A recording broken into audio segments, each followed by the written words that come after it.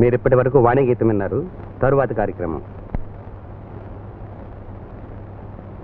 మురళీకృష్ణ గారు, ఏమండో మురళీకృష్ణ గారు, పాట అయిపోయింది.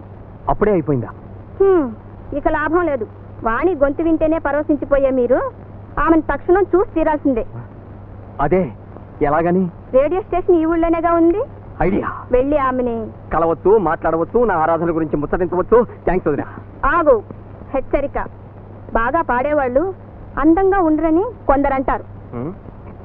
మూతి వంకరగా, పళ్ళెత్తుగా, పొట్టిగా, లావుగా ఉన్నా నాకేం పర్వాలేదు, నేనే అడ్జస్ట్ చేసుకుంటాను. థ్యాంక్స్ వదినా, నేను వస్తాను.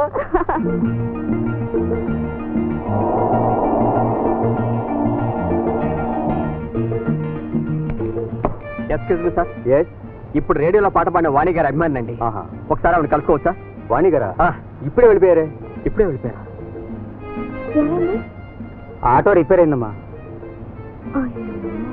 ఇప్పుడు ఎలా? రైల్వే స్టేషన్ ఇక్కడ నుంచి 2 మైళ్ళు దూరం ఉంది. ఇంకా 15 నిమిషాల్లో ఢిల్లీకి వెళ్ళే ట్రైన్కి ఈ పార్సల్ నా ఫ్రెండ్కి ఇచ్చి పంపించాలి. ఇక్కడెక్కడ ఇంకో ఆటో దొరికేటట్టుకోలేదు. ఉండండి, కార్ ఏదో వస్తుంది. సార్ సార్ సార్, కొంచెం కార్ ఆపండి సార్. సార్ సార్, ఇవి అర్జెంటుగా స్టేషన్కి వెళ్ళాలి. Auto repair. దయచేసి దగ్గరలో ఉన్న ఆటో స్టాండ్లో దించుతారా? అలాగే రమ్మా. Get in. రండి, పర్వాలేదు రండి.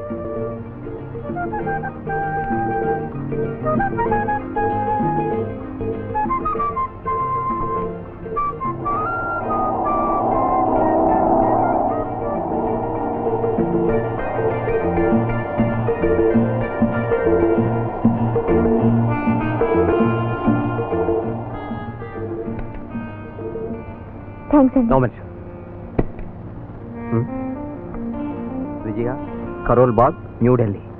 ఏమండి, మీ పార్సిల్. థ్యాంక్స్ అండి. It's all right.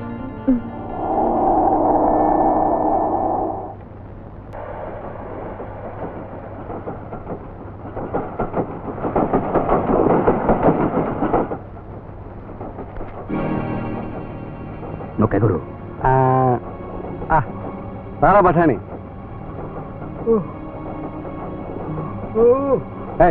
ఇప్పుడు నిద్ర ఏంట్రా?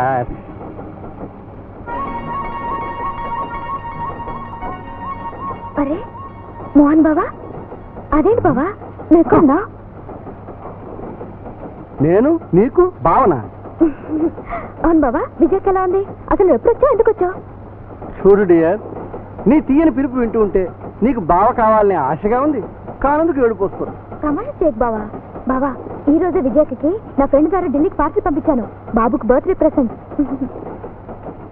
పటని, నాకు భార్య, ఓ బాబు. ఆహా, జీవితమే ఎయిర్ కండిషన్ చేసినట్టుందిరా.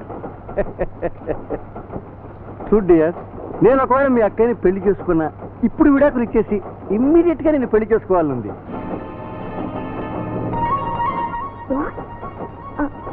అంటే చూడు మేడం, మా గురువు పేరు రాజా. రాజా ఫ్రమ్ రంగూన్. నేను మా శిష్యుణ్ణి, పేరు బర్మా బఠాని. మరి వీరు రంగూన్లో ఉన్నారు 20 సంవత్సరాలు. అందులో దాదాపు 10 సంవత్సరాలు లోపలే, అంటే మూసే నోరు మూసే. సారీ అండి, మీరు అచ్చం మా బావలాగుంటేనా? మీరేం కంగారు పడొద్దు. ఈ క్షణం నుంచి మీరు నన్ను బావే అనుకోండి, నేను మిమ్మల్ని మరదలనుకుంటాను. ఈ మూడ్ లో ఉండగానే ఒక స్నాప్. నవ్వాలి నవ్వాలి. ప్లీజ్ వద్దండి. నవ్వమంటూ ఉంటే అబ్బా, మీరు షటప్ అంటే ఎంత అందంగా ఉన్నారండి. మరో 10 సార్లు షటప్ అనండి, మీ షటప్ ఫోటో స్వయంగా తెచ్చిస్తాను. ఏది మరోసారి షటప్ అనండి. మర్యాదగా ఉంటారా, లేకపోతే గొలుసు లేక పోలీసులు పిలవమంటారా? గురు, పోలీసు దాకా పోవద్దు గురు, పాతను పిల్లక వదలలేదు. రాస్కెల్, ఏ పనైనా చేస్తా అని చెప్పే అమ్మాయి చచ్చినా చేయదని, చెప్పకుండా చేసే అమ్మాయి చచ్చినా చెప్పదని ఆ రోజుల్లో మా నాయనమ్మ చెప్పేది. అరే పఠానే, పెద్ద కళ్ళు, దానికి తగిన ఒళ్ళు ఉన్న అమ్మాయి అంటే నాకు 1962 నుంచి.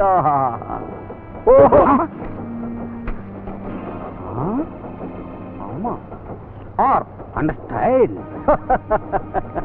అరే పఠానే, ఈ పాపను వదిలిపెట్టకుండా వెంట వెళ్ళి అడ్రస్ కనుక్కుని పరిచయం చేసుకుని. అమ్మా, వాడి రేడియోలో ఎంత బాగా పాడావమ్మా. నా పాటకేం గాని నీ ఒంట్లో ఎలా ఉందో చెప్పమ్మా. ఏమిటిది జావ ఇంకా తాగలేదా? ఇలా అయితే నువ్వు ఎప్పుడు కోరుకుంటావమ్మా? అది బాగుపడే ఆరోగ్యం అయితే ఇన్నాళ్ళు మనసు మీద ఎందుకుంటాను. మగదిక్కు లేని ఈ సంసారంలో నువ్వే మగదిక్కయ్యావు. ఆ దేవుడు నీ గొంతులో తీయదనం ఇచ్చి నీ బ్రతుకులో చేదు నింపాడమ్మా. సరే గాని కాఫీ చేసి తీసుకొస్తానండు.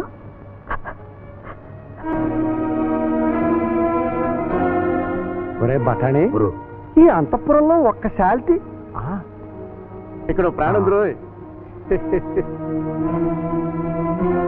మంగమ్మత్త, మా మంగమ్మత్త. మంగమ్మత్త ఎవరు? నేనత్తయ్యా, నాగుల పాలెంలో గేదెల మీద తిరుగుతూ ఉండేవాడిని. ఓ రోజు బెల్లం కూడా ఆటాడి నీ మూతి పగలగొట్టింది నన్ను చావగొట్టావు. నీ మేనల్లుని అబ్బులు గాడు. ఒరే అబ్బులు, నువ్వా? నేనే గాని పిలుపు మార్చేస్త. ఇప్పుడు నా పేరు రాజా, రంగూన్ రాజా. ఎన్నేళ్ళయిందిరా నిన్ను చూసి? అప్పుడేదో చిల్లర దొంగతనం చేసి పారిపోయావన్నారు.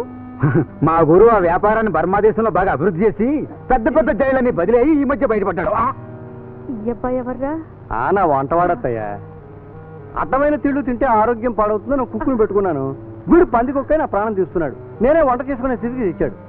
అవునత్తయ్య, చిన్నప్పుడు నువ్వు బెండులో ఉండేదాన్ని, రోగం వచ్చి దుండు ముక్కలా తయారయ్యావు.